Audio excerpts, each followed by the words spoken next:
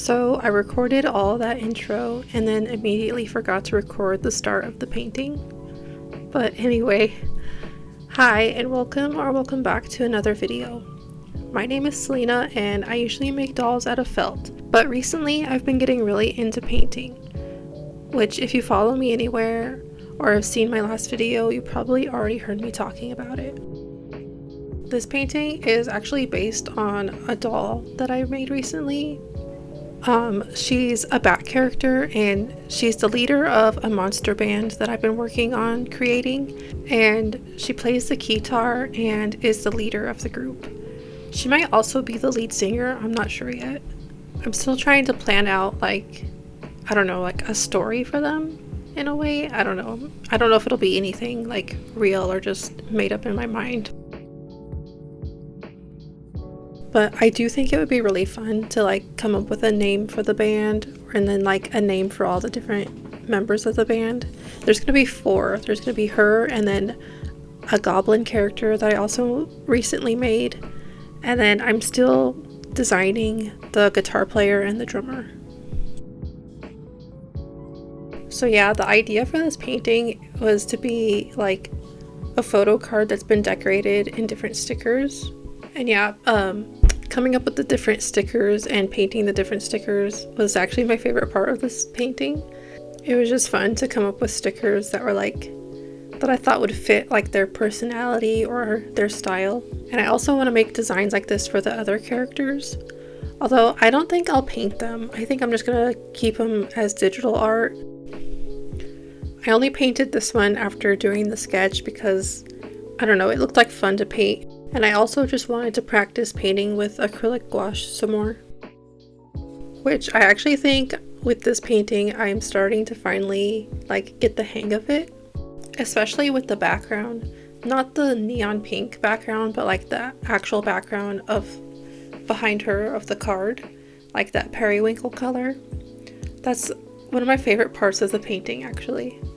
I really think I got like the perfect mix of paint to water when I was doing that, and it just, I don't know, it painted so smoothly, and it was like not completely see-through, but just see-through enough to where you could see a bit of that neon pink shining through. And I don't know, I just really liked it. I see a lot of artists when they paint, they'll do like a neon underpainting,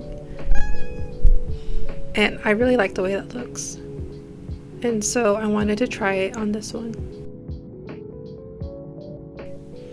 Also, sorry the angles on this video are kind of weird.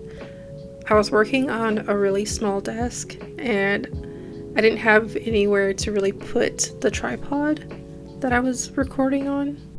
And I also didn't really want to move because I was working with the natural light from the window that was right next to this desk, which you'll see later if you finish the video, that I did move to a different desk later once the sun set, and those clips were probably even worse. I don't know, I almost didn't finish editing this video just because I was so mad at myself for not checking how bad the angle on most of these clips are. I decided to just finish it because I want to like keep track of my progress of painting, and like if I keep at it, I want to be able to look back and see how I started. And the same goes for editing. Like I can look back on this video in the future and be like, wow, that was a really, really bad video. Good thing I don't record like that anymore. And even with this painting, like I personally feel like this is my favorite acrylic gouache painting that I've done so far. And I think I've done like 7 or 8 of them so far. And each time I feel like I'm really just like getting more and more of the hang of it. Like compared to my first one when I first got them, this is, I feel like, so much better. I'm also trying to not be so hard on myself if I don't make things perfect or exactly how I picture them in my head, because that way of thinking has honestly held me back from so many things, specifically drawing and painting and recording videos.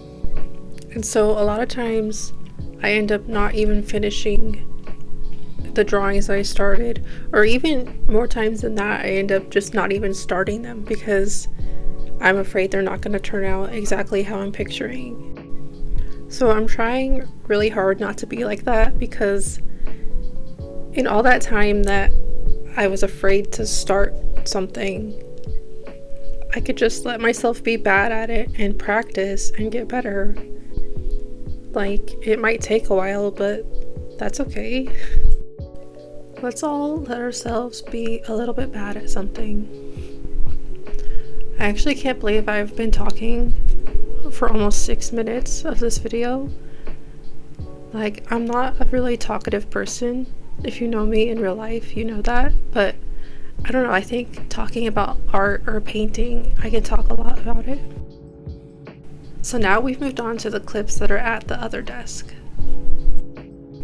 which earlier I said are probably worse than the clips earlier, and that's because I didn't have natural light, so I had to use my desk light, and it just left like this big glare like you see on the paint right now. Actually, let me talk a little bit about what I'm doing at this part of the painting. So I do actually like to leave the paint a little bit see-through so you can see the underpainting peeking through. And I originally wanted her hair to be a lighter shade of green, but the values between her hair and the background were too similar, or too close. So I needed to darken her hair up a little bit. It actually ended up working out pretty good because I was able to leave a little chunk of the lighter green showing, so it looked like a little bit of highlight on her hair. Overall, I really like the color palette for this painting. I did have to mix a few colors, like for the background, and then for the super pale green, I had to mix a color for that. I keep wanting to get more acrylic gouache colors because I do end up having to mix some colors sometimes like that, but at the same time I'm kind of scared too, because I like having a limited color palette so I don't get too overwhelmed when trying to pick colors.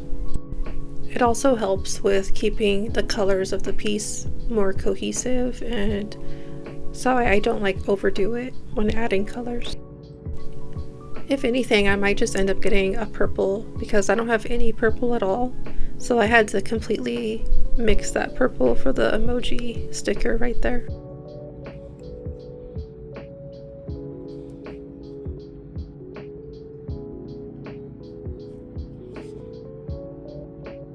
For the rest of this, I'm just going in with my Prismacolor pencils and adding the outlines around all the stickers, a little bit of shading, and just some other little details that I didn't want to do with the acrylic gouache. Like the keys on her keytar and the stripes on her shirt, I didn't want to do them with acrylic gouache because I didn't want them to just be like solid color. I wanted there to be that colored pencil texture on it. I do this even on my digital art. I just like when there's a little bit of texture on things. I don't like it when it's just like completely smooth. But yeah, I'm gonna end the voiceover part of the video here since the video is almost over anyway. But thank you. If you've made it this far, thank you for watching, and I'll talk to you in the next one.